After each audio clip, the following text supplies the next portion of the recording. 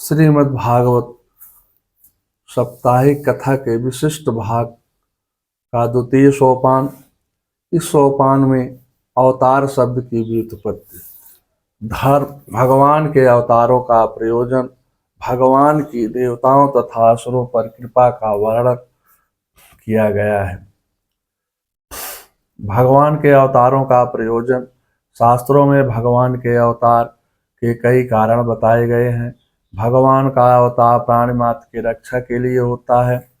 पृथ्वी पर जब अत्यधिक अत्याचार, पापाचार होने लगता है, गौ, ब्राह्मण, संत, महात्मा आदि सभी दुखित होने लग जाते हैं। जब धर्म पर अधर्म का प्रभाव हो जाता है, चर अचर सृष्टि त्राय त्राय करने लगती है, उस समय भक्तवत्सल चराचरात्मक भगवान भक्तों की रक्षा के लिए पृथ्वी पर अवतार लेते हैं। भगवान अवतार धारण करके दुष्टों का दलन, भक्तों को सुख तथा पतितों का उद्धार करते हैं। महाभारत के युद्ध में भगवान पांडवों के साथ हैं। धर्म स्वरूप परमात्मा जिसके साथ रहते हैं, उसी की विजय होती है। यतो धर्म अस्ततो जया। महाभारत से।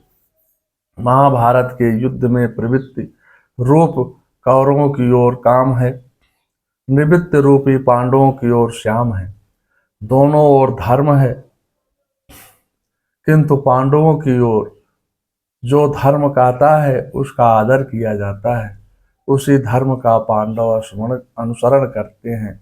हमारे जीवन में महाभारत से शिक्षा लेनी चाहिए। आध्यात्मिक भाव से हमारे जीवन में इंद्रियों का विषयों से सदा से युद्ध हो रहा है। इस युद्ध का गहराई से आत्मनिरीक्षण करें। जो जीव इंद्रियों की बागडोर परमात्मा के हाथ में सौंपते हैं, वही श्रद्धावान पुरुष अर्जुन की तरह विजयी होते हैं। इस युद्ध में 10 इंद्रियां विषय रूप युद्ध में स्थिर बुद्धि वाला ही धर्म है, उसी की विजय होती है। ठीक इसके विपरीत दुर्योधन दुर्बुद्धि है, जो शेषावतार बलदाव जी के समझाने पर भी नहीं मानता है। वह ज्ञान वैराग्य विवेकहीन धृतराष्ट्र का पुत्र है। धृतराष्ट्र अंधा है। भगवान की बात कौरवों को ने नहीं मानी, क्योंकि वह अधर्म पर आरूढ़ थे। पांडवों की धर्म पर आरूढ़ होने का कारण विजय हुई। भगवान का अवतार धर्म की स्थापना और दुष्टों के संहार के लिए होता है। गीता में भगवान ने कहा है, धर्म संस्थापनार्थाय संभवामि युगे युगे। यही अवतार का रहस्य है। अवतार का अर्थ है अवतारातीति अवतारा। कोई व्यक्ति ऊपर छत से नीचे उतर आए, उसी का नाम अवतार है। भगवान भी अपनी लीला करने के लिए गोलोक धाम से मृत्युलोक में आते हैं। भगवान का अवतार होता है, जन्म नहीं। जिसका जन्म होता है उसका मरण होता है।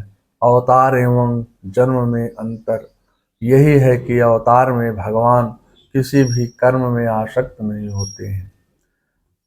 ब्रह्म सर्वव्यापक एवं निर्विकार है। ब्रह्म में कोई क्रिया नहीं होती है। जैसे कलश में रखा जल निकाला जा सकता है, उसमें समाया हुआ आकाश नहीं निकाला जा सकता है। ईश्वर से माया से क्रिया का अध्यारोप किया जाता है। माया की क्रिया ईश्वर के अधिष्ठान में आभासित होती है, इसलिए भगवान को कोई कर्म नहीं बांधते हैं। नामा कर्माणि लिप्यन्ते नामे कर्म फले स्पृहा। गीता के 4 अध्याय का 14वां श्लोक। भगवान लीला करते हैं और जीव क्रिया करता है। क्रिया जीव को कर्म बंधन में डालती है। जो लीला में भगवान अनासक्त होकर के संसार में कार्य करते हैं, भगवान का जन्म मरण नहीं होता। सात्विक मन में ही भगवान का अवतार होता है। मन बुद्धि जब सात्विक हो जाते हैं, जब जीव परमात्मा से प्राप्त करने के लिए आतुर हो जाता है, जैसे मछली पानी के बिना तड़पने लगती है, उसी प्रकार जीव भी परमात्मा को प्राप्त करने के लिए छटपटाने लगता है। तब भगवान का प्रादुर्भाव भक्तों के हृदय में होता है। मथुरा में कंस के कारागार में देवकी और वसुदेव 11 वर्ष तक बेड़ियों में जकड़े हुए भगवान के लिए रोते रहे। तब भगवान वासुदेव जीव और देव की बुद्धि के रूप में प्रकट हुए। जीव का जीवन जब यशोदा और नंद जैसा होता है, यशोदा बुद्धि और नंद मन सात्विक हो जाते हैं, तब भगवान का प्राकट्य होता है। नंद के घर परम आनंद आता है। हृदय गोकुल में भगवान प्रकट होते हैं। गीता में भगवान कहते हैं, यदा यदा हि धर्मस्य ग्लानिर्भवति भारतम् आवृत्यानां धर्मस्य तदात्मानं सृजाम्यहम्। गीता के चौथे अध्याय के 7वें श्लोक। इसी भाव को गोस्वामी तुलसीदास श्री रामचरितमानस में व्यक्त करते हैं। जब जब होई धर्म की हानि, बाढ़ई असुर अधम अभिमानी, तब तब प्रभु धारी विविध शरीरा, हरई कृपा निधि सज्जन पीरा। भगवान का अवतार लेने में कोई अपना स्वार्थ नहीं होता है, बल्कि उसमें जीवों का ही कल्याण छिपा रहता है। भागवत प्रथम स्कंद के 3 अध्याय में भगवान के 24 अवतारों का वर्णन है। दिन और रात में 24 घंटे होते हैं। भगवान कहते हैं, जो मेरी शरण में रहता है उसकी मैं 24 घंटा रक्षा करता हूँ। एतान्वाताराणां निधानां बीजाम्यं, यस्यासानेन श्रियं देतांगं नारदः। भगवान का यही पुरुष स्वरूप, जिसे नारायण कहते हैं, इन अनेक अवतारों का 6 कोश है। इसी के से सारे अवतार प्रकट होते हैं। इस रूप के छोटे से छोटे अंश से देवता, पशु, पक्षी, असुर और मनुष्य आदि योनियों की सृष्टि होती है। भगवान की विषमता क्रिया में है, भाव में नहीं है। भावे द्वैतम सदा कुर्यात्, क्रिया द्वैतम न कहर्चितम। भगवान की क्रिया में भेद हो सकता है, लेकिन भाव में नहीं। भगवान का दैत्यों के संहार में भी प्रेम भरा हुआ है। गोस्वामी तुलसीदास इसी भाव को श्री रामचरितमानस में लिखते हैं। शुद्ध सच्चिदानंदमय कंद भान कुल के, चरित करत नर हनुहरत संस्कृत सागर से। भगवान भक्तों के कल्याण के लिए अनेक प्रकार के रूप धारण कर उनके उद्धार के लिए लीला करते हैं। भगवान कभी शूकर मत्स्य अवतार में, मछली कूर्म अवतार में, कछुआ कभी देवताओं के कल्याण के लिए मोहिनी अवतार सुंदर स्त्री का रूप धारण कर देवता और असुरों का कल्याण करते हैं। बाबा तुलसीदास इसी भाव को श्री रामचरितमानस में लिखते हैं। व्यापक विश्व रूप भगवाना, तेहि धरि देह चरित कृति नाना। भगवान की देवताओं तथा असुरों पर कृपा। भगवान कभी देवताओं का पक्ष लेकर के असुरों का संहार करते हैं। यह संहार असुरों पर कृपा करने के लिए ही होता है। भागवत के खष्टम स्कंद में भगवान हिरण्याकश्यप के पुत्र प्रहलाद का पुत्र का बहाना करके हिरण्याकश्यप असुर का उद्धार करते हैं। भगवान केवल भक्तों का ही नहीं, बल्कि कर्म भ्रष्ट, काल भ्रष्ट, स्वभाव भ्रष्ट सभी जीवों पर भगवान का अनुग्रह होता है। इंद्र देवता बृहस्पति जैसे गुरु का तिरस्कार करने पर ब्रह्म हत्या में बंध जाते हैं, फिर भी भगवान रक्षा करते हैं।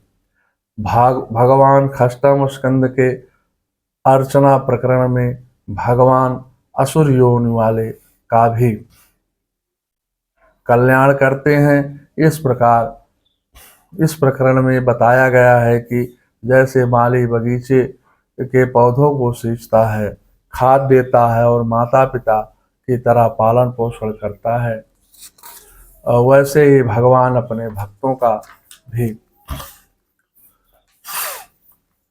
पालन पोषण, संरक्षण, संवर्धन करके जीव का पालन पोषण करते हैं। माता की गोद का बच्चा माता की गोद में गंदे नाले में गिर जाता है, तब उस माँ ने तुरंत उसे नाले से बाहर निकालती है, उसे नहलाती है, नए वस्त्र पहना करके फिर उसे गोद में ले लेती है, तत्पश्चात श्रृंगार करती है। उसी प्रकार भगवान भी असुरों का वध करके उनका उद्धार करते हैं। युधिष्ठिर के राजसूय युग में शिशुपाल ने भगवान को 100 गालियां दिया, फिर भी भगवान ने उसको अपने धाम में पहुंचाया। इसी प्रकार भगवान के जय विजय नामक पार्षदों को सनकादिकों द्वारा श्राप दिए जाने पर उस श्राप के मुक्त करने के लिए अग्रिम योन में हिरणाक्ष और हिरण्यकश्यप बने राक्षसों का उद्धार किया और वृत्तासुर जैसे भयानक राक्षस को भी भगवान ने मोक्ष प्रदान किया। वृत्तिश्च देहतिष्कृतम् आत्मज्योतिर्वन्दवम् पश्यतां सर्वलोकानां लोकानां संपद्यतम्। आध्यात्मिक अर्थ में यह सभी राक्षस त्रासदायक मनोवृत्तियों के रूप में जीव के अंदर ही जीव को मानसिक रूप से कष्ट देते रहते हैं। वृत्तासुर का तात्पर्य मानव जीवन को त्रासदायक वृत्तियां ही वृत्तासुर है। गंदा खाना, सोना, अमर्यादित असंयत जीवन का नाम ही वृत्तासुर है। ये वृत्तियां ही जीव को दुख करती रहती हैं। इन वृत्तियों के कारण ही जीव की दृष्टि परमात्मा से हटकर संसार के भोगों में लग जाती है। भागवत कृपा से ही इनका विनाश भगवान के द्वारा होता है। भगवान का औदार्य। भगवान करुणा वरुणालय है, समदर्शी हैं। वे देवता, पशु, पक्षी, असुर आदि सभी का कल्याण करते हैं। वे राक्षसों का वध भी किसी दुर्भावनावश नहीं करते हैं, बल्कि उनके मारने से राक्षसों का कल्याण छिपा रहता है। वे राक्षसों को मारते नहीं, तारते हैं। एक कुशल डॉक्टर रोगी के शरीर में भयंकर असाध्य बीमारी लग जाने पर के कारण उसके किसी अंग को काटकर सफल पूर्वक ऑपरेशन करके उसके प्राणों की रक्षा करता है। अंग कटने में डॉक्टर की कोई दुर्भावना नहीं होती है। उसी प्रकार भगवान भी राक्षसों का वध करके उनको भयंकर नरक यातनाओं से बचा लेते हैं। यही भगवान का औदार्य, भक्त वत्सल एवं दयालुता है। श्रीमद्भागवत साप्ताहिक कथा के विशिष्ट कथन का द्वितीय सोपान समाप्त होता है। मंगलम भगवान विष्णु मंगलम गरुड़ाध्वजा मंगलम पुंडरीकाक्षाय मंगलाय तनो हरि।